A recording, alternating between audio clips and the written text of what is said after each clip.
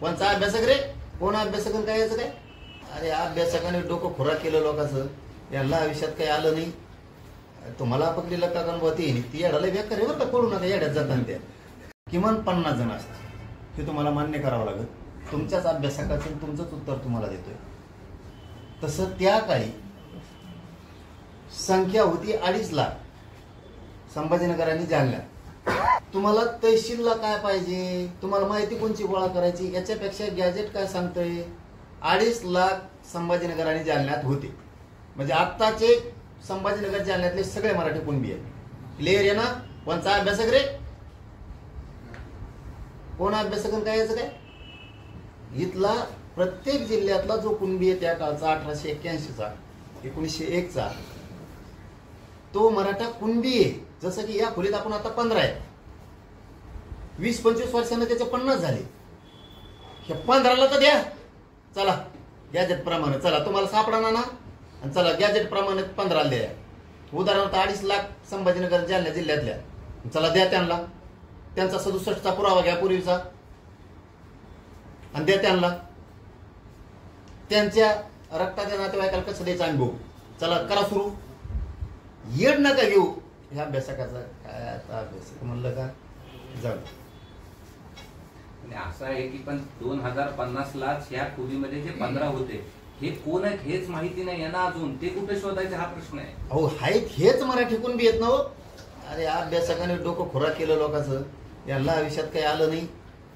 तुम्हाला पकडलेलं का गणपती ती येडाला बेकार आहे बरं का, कळू नका येड्यात जाताना. त्या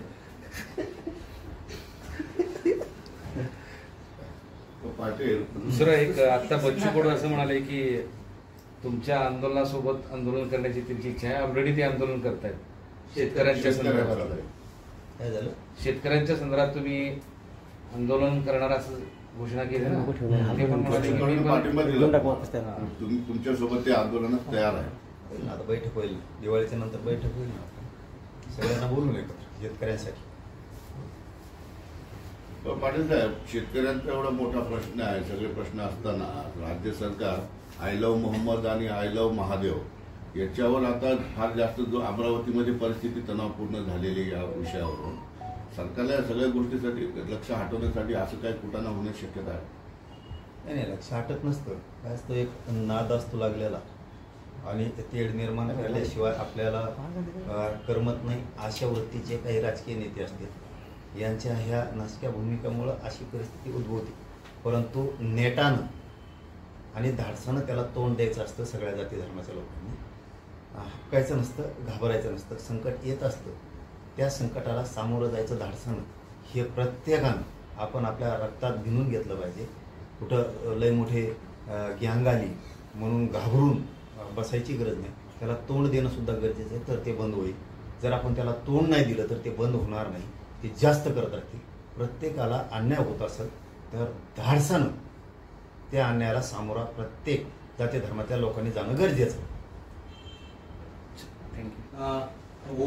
ओबीसींचा सर्वात मोठा विश्वासघात RSS आणि भाजपने केलाय, त्यामुळे ओबीसींनी स्वतःची लढाई स्वतः लढावी असं प्रकाश आंबेडकर म्हणाले. त्यांचं नारीचं काय समज.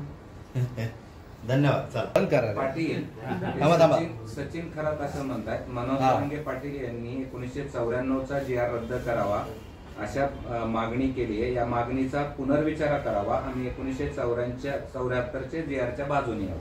आणि ते असंही म्हणाले की पायला दुखणं झालं तर पाय कापत नसतो, त्याचा इलाज करायला. नाही, मला नाही समजलं. म्हणजे 1994 जो GR रद्द करण्याची जी तुम्ही मागणी केली आहे, तर त्याला ते विरोध करतायत आणि असं म्हटलं या मागणीचा पुनर्विचार करावा. खरंच साहेबांनी एक गोष्ट लक्षात घ्यायला पाहिजे. राजकीय व्यक्ती डोळ्यासमोर ठेवून न बोलता आमच्यावरती काय अन्याय व्हायला लागल्यात या GR मुळे हे डोळ्यासमोर ठेवून त्यांनी बोला.